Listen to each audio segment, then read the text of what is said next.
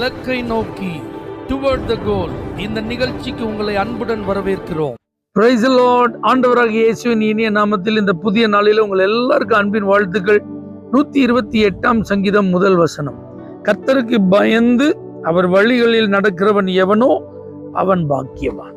ஆண்டவருக்கு பயந்து நடக்கிற நபர் யாரா இருந்தாலும் அவங்கள கொடுத்து வச்சவங்க, அவங்க அதிர்ஷ்டசாலி, அவங்க ஆசீர்வதிக்கப்பட்டவர்கள் என்கிற ஸ்தானத்துல கர்த்தர் நிலை நிறுத்துவார் என்பதில் சந்தேகம் இல்லை. அவர்களுடைய வேலைகளையும் தொழில்களையும் அவர்கள் கையிட்டு செய்கிற எல்லா காரியங்களிலும் ஆசீர்வாதங்களை ஆண்டவர் பலனாய் கொடுக்கிறார். பாக்கியம் நன்மையை கட்டளையிடுகிறார். அவங்க குடும்பங்களை ஆசீர்வதிக்கிறார். அப்படிப்பட்ட நபருடைய கணவனோ மனைவியோ பிள்ளைகளோ எல்லா விதத்திலும் ஆசீர்வதிக்கப்பட்டவர்களாக, எல்லா விதத்திலும் உபயோகம் உள்ளவர்களாக ஆண்டவர் மாற்றுகிறார். அது மாத்திரமல்லாமல் பரலோகத்திலிருந்து அவங்க மேல ஆசீர்வாதம். ஜீவனுள்ள நாளெல்லாம் சமாதானத்தோட வாழ, செழிப்பா வாழ, பாதுகாப்பா வாழ ஆண்டவர் உதவி செய்கிறார். நீடிய ஆயுளை கொடுத்து பிள்ளைகளை, பிள்ளைகளுடைய பிள்ளைகளை, அவர்களுக்கு உண்டாகும் சமாதானத்தெல்லாம் ஆண்டவர் காண பண்ணுகிறார். கர்த்தருக்கு பயந்து நடந்த மருத்துவச்சிகளின் குடும்பங்களை கர்த்தர் தலைக்க செய்தார் என்று வேதத்துல பார்க்க. அப்ப கர்த்தருக்கு பயந்து நடக்கிறவங்க தலை தோங்குவார்கள், செழிப்பா பசுமையா. அவங்க வாழ்க்கையில வறட்சியோ அல்லது பட்டு போகிற அனுபவமோ இருக்கவே இருக்காது. கர்த்தருக்கு பயந்து நடந்த ஆபிரகாம் ஆண்டவர் சகல காரியங்களிலும் ஆசீர்வதித்து வந்தார்.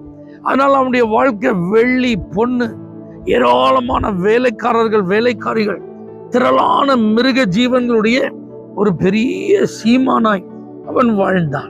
யோபு கர்த்தருக்கு பயந்து பொல்லாப்புக்கு விலகுகிற ஒரு மனுஷனா இருந்ததுனால அவனுடைய ஆஸ்திகள் பாருங்க, அவன் இழந்து போன நிலையிலும் மறுபடி அவனுக்கு 2 மடங்கா திரும்ப கிடைக்கும். அப்ப கர்த்தருக்கு பயந்து நடக்கிற பெரியோர சிறியோரெல்லாம் இன்னைக்கு ஆண்டவர் ஆசீர்வதிக்கிறார். அப்ப ஆண்டவருக்கு பயந்து நடப்பது என்றால் என்ன?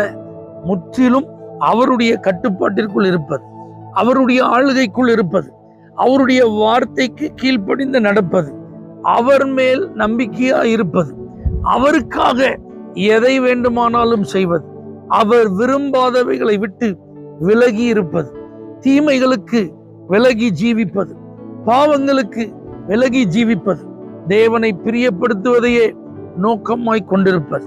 அவர் என்ன சொல்லுகிறாரோ அதுதான் சரி, அவர் சொல்லாதது எனக்கு வேண்டாம், அவர் செய்யினா நான் செய்வேன், அவர் செய்யாதனா நான் செய்ய மாட்டேன். இப்படி முழுவதுமாய் தன்னை தேவனுக்கென்று அர்ப்பணித்து அவருடைய வார்த்தைகளின்படி நடப்பதுதான் கர்த்தருக்கு பயந்து நடப்பது. இப்படிப்பட்ட ஒரு வாழ்க்கைக்கு நாம் நம்மை அர்ப்பணிக்கும் போது இப்பொழுது நான் சொன்ன எல்லா நன்மைகளும் தனிப்பட்ட வாழ்விலும், குடும்ப வாழ்விலும், பிள்ளைகளுக்கு அடுத்த காரியங்களிலும், நம்முடைய ஆஸ்தி அந்தஸ்துகளிலும் வெளிப்படும் என்பதில் சந்தேகமே இல்லை. கர்த்தருக்கு பயப்படுவோம், ஆசீர்வதிக்கப்படுவோம். தேவனே, உமக்கு பயந்து உம்முடைய வழிகளில் இன்னைக்கு யாரெல்லாம் நடக்கிறதற்கு தங்களை அர்ப்பணிக்கிறாங்களோ அவர்கள் எல்லாரையும் ஆசீர்வதிப்பீராக.